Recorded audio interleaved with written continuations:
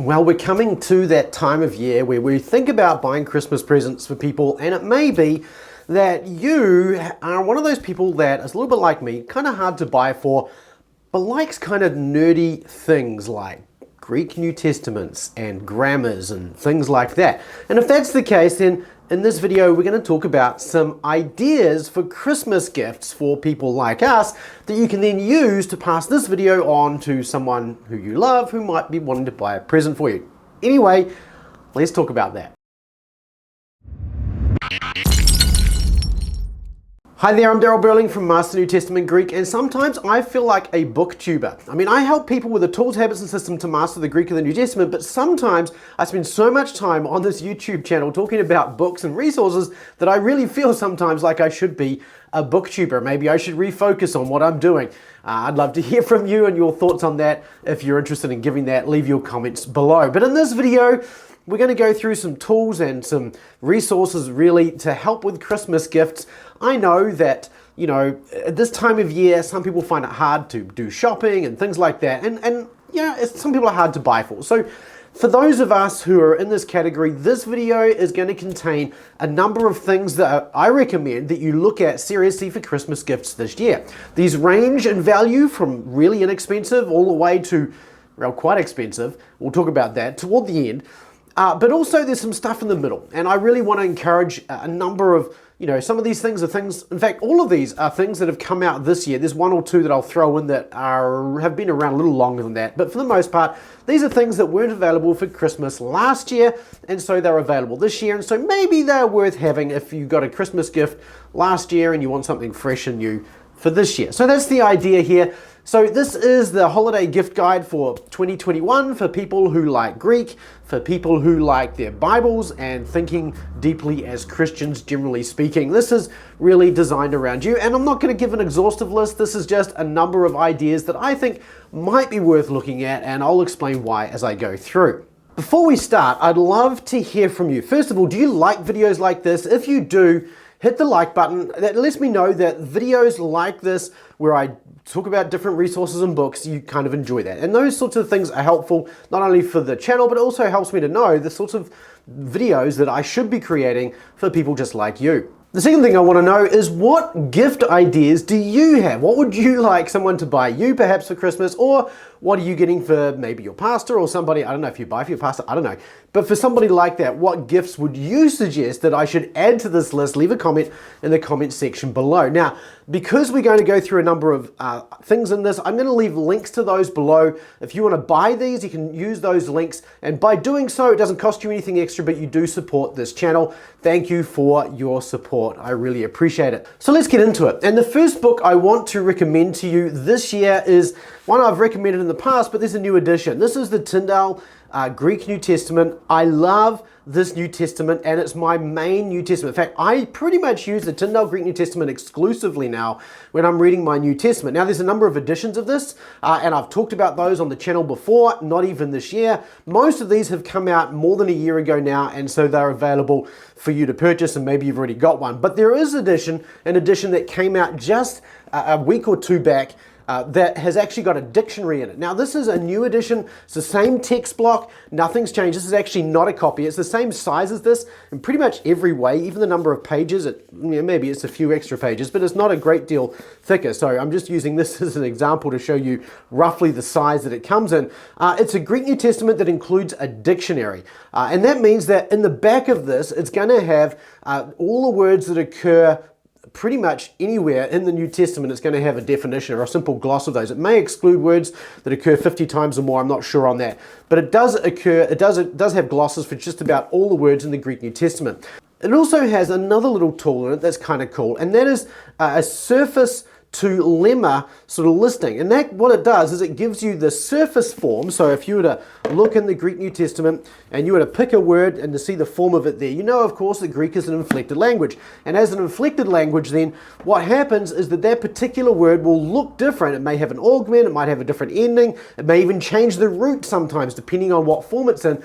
And sometimes it's kind of hard to know, well, what was this before it undertook all of these changes. And so this listing in this Diction New Testament is actually designed to help you look up that form and then look in the back and find the root word that it came from. And then if you're still stuck on what word it comes from, you can go to the dictionary and actually see the form that it's from and the meaning of it in a gloss and so on and so forth. So this is, in my opinion, actually a really important new resource. The reason being that typically if you're using a Tyndale Greek New Testament and your vocabulary is not what it should be, you can get some help on that. I would encourage you to improve your vocabulary. Download the student edition of Master New Testament Greek. You can buy that at masterntgreek.com/students.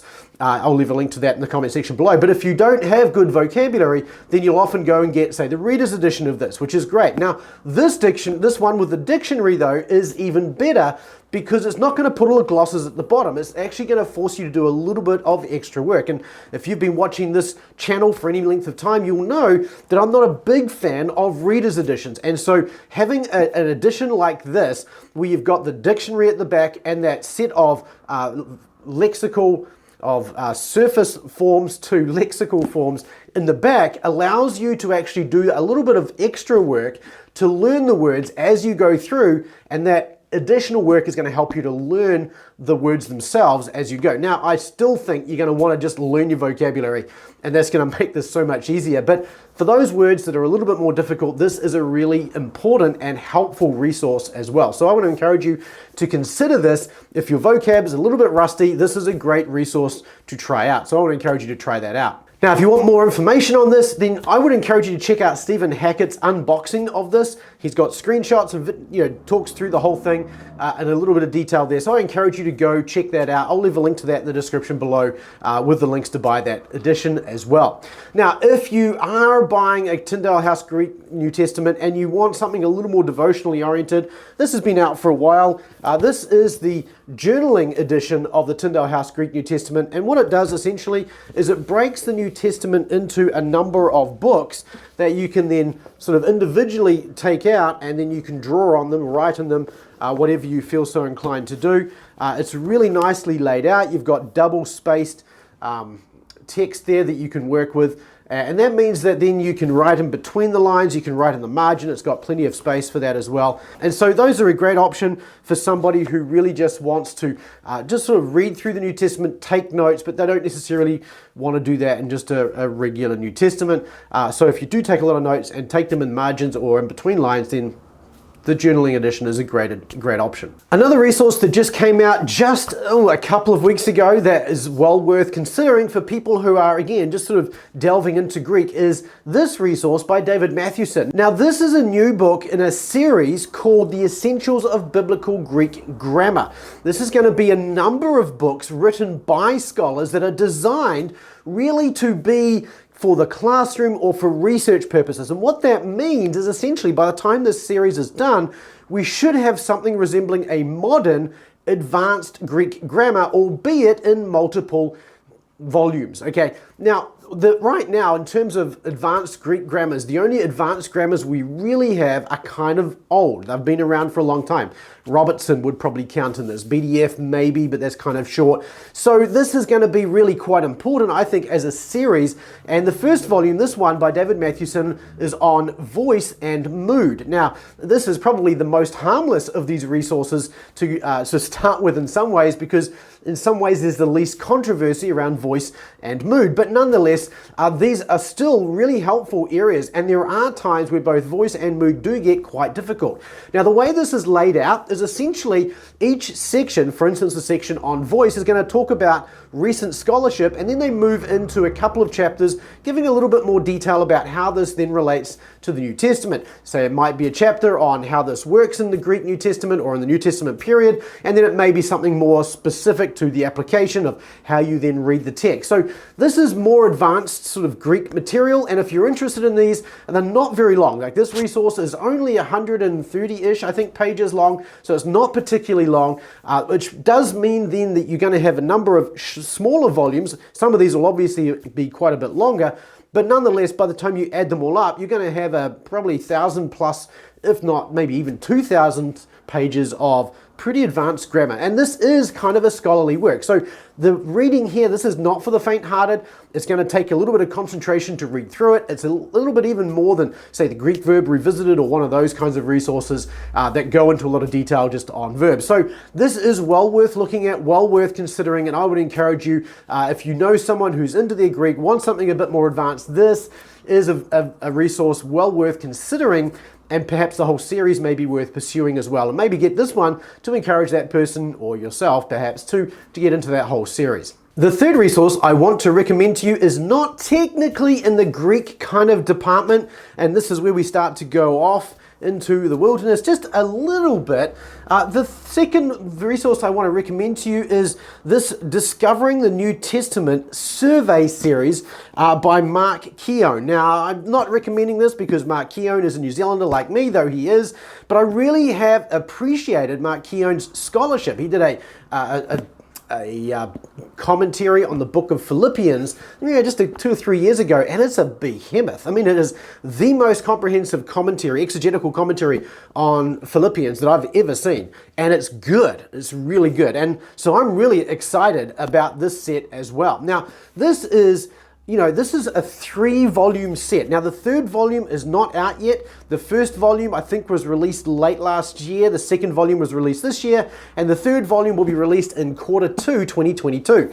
But this is a set that's published by Lexham Press, which means it's also being published on Logos Bible software at the same time that it's been released in print format as well. Now, as you look through these aren't overly detailed. I mean, they're detailed, but I mean, you got 3 volumes, right? So there's some level of detail here. For instance, it's going to cover, the normal things that you're going to see in an introduction, but it's also going to then touch on some of the key themes. And I think this is really where this grammar sets itself apart. It does go verse by verse, or at least pericope by pericope through the individual books, but the way it does this is really by tracing themes through the individual book. So if you go through Romans, it's going to trace, for instance, the theme of the righteousness of God, or hope, or missiology, missions, things like that. So he picks out key themes in the book and then explains how these key themes are developed as you go through that book. The other thing I really like about this is that he's picking out key topical discussions that are important. For instance, in the book of Romans, he then starts to talk about the new perspective on Paul and explain why the new perspective on Paul is significant for that book, the different positions on it, and gives you a bit of an introduction to what that might look like. So if he's doing this for book by book as you go through the whole of the Bible, there's going to be a lot of really helpful material in this, and it's going to be up to date with regards to scholarship and talking about what are the discussions going on with reference to some of the important books, well, any of the books really in the New Testament. And that makes this a little bit unique because some of the other New Testament intros and surveys, they don't really include that kind of information. They'll trace the themes, probably not as many themes as what I see in this, but they'll trace some of those themes. They'll talk about them briefly in reference to the book, but they won't trace the theme through the book like this one tends to do. And they don't tend to focus on those topical areas in the same way that at least I've seen with Mark Keown's volumes here as well. So this is another one. You can get the first 2 volumes today. You can pre-order the third one on Logos Bible software. So these are well worth looking at and considering. And again, you don't have to get the whole set for one gift. You can just get the first volume, which is the Gospels, the second volume, this one is the second volume, which is on Paul and his writings, and then the third volume will be the Catholic epistles and Revelation. So I would encourage you, if you're looking for something that's just going to give you more of an overview of the Bible at a more of a scholarly level, then this is a series well worth considering, and I encourage you to consider this as a Christmas gift for someone who would be interested in it. Before I go on to the next 2, I have 2. Next ones are low and high price, but before I get to those, I just want to encourage you, if you're getting value out of this and finding it helpful, hit the like button. Make sure you let me know that this is the kind of video you like me to produce, and I'll look at doing more of them as well. And if you do have anything that I haven't talked about or something that sparked an idea, let me know in the comment section below what books you'll be recommending or encouraging me to get perhaps for Christmas as well. I look forward to hearing your comments there. Let's move on to something that's just, again, further out again. This is a book that I read earlier this year that I think is an important gift that you might want to consider. And this is the cheapest gift, as far as I know anyway, of all the gifts we're talking about today. And this is this book, Thank God for Bitcoin. Now, this is written for Christians. It was originally written for small groups in order to encourage small groups to think about, monetary policy, cryptocurrency, and how those two things really fit together and how it fits within a Christian worldview. Now, this is a very small book. As you can see, it's written by a whole bunch of different authors. I would say these authors are authors who are primarily in the cryptocurrency world. They probably say they're Christians. I don't know that this is a particularly theologically rich book, but it's certainly a helpful book, and that's why I'm recommending this to you here. There is a lot of discussion about things like inflation today. I mean, we just had big inflation figures come out. The Fed is printing more money. Things aren't going to end well, and this is a really timely book for me to recommend to you for that reason. How do Christians think about what's going on from that point of view, and how do some of these new advances in the world of cryptocurrencies and those sorts of things actually help? So Thank God for Bitcoin is well worth considering if you are looking for something that's pretty inexpensive, a short read, and a little bit out of the ordinary as well. Worthwhile, so I recommend that to you too. So let's move then from the cheapest item on the list to the most expensive item on the list. And with that, I really want to recommend this. I got this. This is one of the brand new Apple iPads that just came out a little while ago, I guess a couple of weeks ago, maybe more than that, a month ago, something like that. Now I've been looking at iPad minis. This is an iPad mini. I've been looking at these for some time, and the reason is they haven't been purchasing because they haven't been updated. But once it was updated, then it was like, yes, that's the sort of thing I'm after. The reason is that I read a lot, right? And a lot of the books I read now are actually on Logos Bible software and on Kindle. Now, that's not to say that I'm exclusive one or the other. I do read physical books occasionally, though I don't think I've read a physical book this year. Maybe I have, and I've just forgotten. But nonetheless, this is where I'm doing most of my reading now. And the Logos Bible software platform on here is really helpful. And so this is just a really cool way, for me anyway, I really like reading on this device. It's small, it's easily portable, and it's got a great screen. And by easily portable, what I mean is that you can actually fit this in your back pocket. Not that I suggest you do that, and certainly don't forget that it's there and sit on it. That would be bad. But this is a great little tool, and I've really been enjoying this. And I've been reading a lot more I've been reading a lot more Logos books as a result of having this. And I think one of the things that is a challenge here for people like me is that if you buy books on Logos Bible software, getting to read them is a bit of a drag if you've only got a computer. And so having something like this is a real boon, because then it gets you out of your desk into either a seat or somewhere where you'd normally read anyway, and then you can read, you can highlight, you can make notes, and they're available on your computer as well, which I really, really like. And of course, you can use the Kindle software as well, and I do that all the time as well. So I'm reading a lot of books on this, and I recommend this to you. This is the most expensive item on this list, and so it's there's a link below. You can go get one if you want to, but this is, I think, one of the most versatile tools that I've been using recently, and I recommend it to you as well. Now, in terms of protecting an iPad mini, I really like these Dodo cases, and I'll leave a link to this in the comments in the description below so you can go get one. But the idea here is it's a nice leather kind of style cover, and it's got an elastic thing to keep it closed. It's got a little loop here for your Apple Pencil, or any pencil really, and then it opens up and it looks a lot like a notebook. I really like this.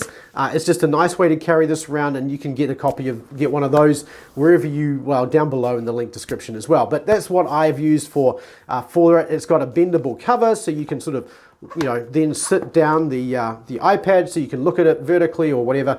So I really like that as an option as well to go with that, but there's lots of cheap ones out there, and just get what you want to do. But anyway, I use the iPad mini quite a lot now, and I really like it. I take it most places with me, and I really like having a cover that sort of fits the occasion and my personality as well. So that's it for me, going through gift ideas, taking you from really inexpensive to really expensive, and a whole bunch of things in between. And again, I'd love to hear from you. What do you recommend as a gift idea for someone like us on this channel. Leave a comment in the comment section below. I'd love to hear from you there. And if you like this video or found one of the recommendations helpful, hit the like button. That helps other people find this and helps me to know what you like as well.